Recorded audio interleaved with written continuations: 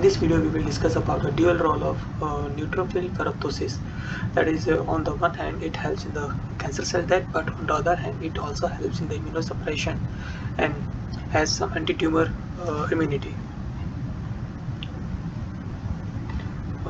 So, when this is the neutrophil, tumor-associated neutrophils. When it interacts with the cancerous cells, it will cause the cell death, and that will cause the ferroptotic cancer cells, and that it will release some DAMs that will activate the antigen presenting cells, and these antigen presenting cells will cause more amount of this cysteine within the neutrophil associated cells. Neutrophil associated tumor associated neutrophils, within this GSH amount will continue to rise, and this will prevent the apoptosis. This will prevent the apoptosis of the neutrophil, so tumor associated neutrophils, and these tumor associated neutrophils will, on the other hand, will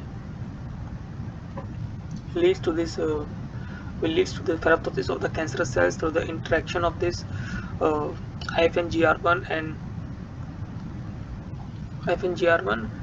and this antigen that are present on the cancerous cells. So on the one hand, there is a cell death that occurs on the cancerous cells, and on the other hand, the tumor associated neutrophils will prevent ferroptosis. So what will happen with these ferroptotic cancer cells? It will help in the spread. It will help in the spread of the tumor parts across the neighboring sections. And simultaneously, what will happen is that ferroptosis that are triggered by this cancer-associated fibroblast because of the CD-T cell activations, and this increase in the amount of GH will be inhibited, will prevent this ferroptosis formation. So ferroptosis formation will lead to this high amount of ferroptotic cancer cells, that will lead to the high amount of cysteine 2, will cause high GCH formations, and these high GCH formations not only through this tumor associated neutrophils, but also through this cancer-associated fibroblasts, will prevent the ferroptosis of the cancerous cells.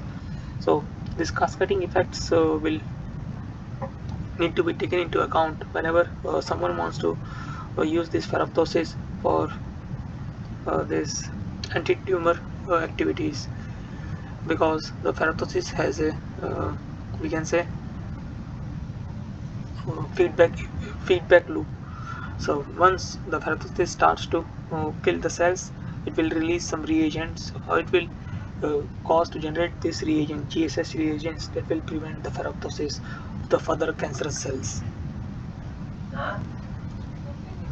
And simultaneously, this cancer-associated fibroblast will also release this exosome MIR522, and it will also shown to have this anti-ferroptotic effect on the cancerous cells.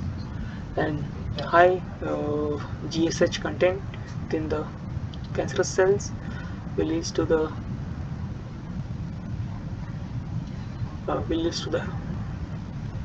expression of this high ferroptosis content within the cancerous cells, will prevent this TNFR1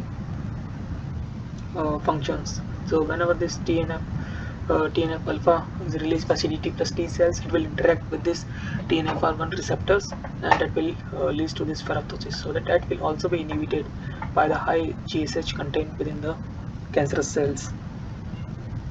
And other things that are inhibited by the cancerous cells is this high CIS2 that is released by high CIS2. This CIS2 is used to activate the neutrophils. So this CIS2 will be taken care of by this ferroptosis, and it will convert it into the GSH form that will be seen here. So this has the multiple effects, that is ferroptosis. What are the reagents that are released by the ferroptotic cancer cells will ultimately leads to prevent the further ferroptosis of the cancer cells. So it needs to be this feedback loop needs to be considered into account whenever someone needs to develop a therapeutic approach against the cancer using ferroptosis. So I hope you got a basic idea about how this ferroptosis has a dual role, that is either that is in immune suppression, and it also has this anti-tumor immunity or anti-tumor effect. If you need to understand more about this dual role of the neutropenic ferroptosis, you can go through the reference that has been provided in the description. That's all for this video. Thank you for your time.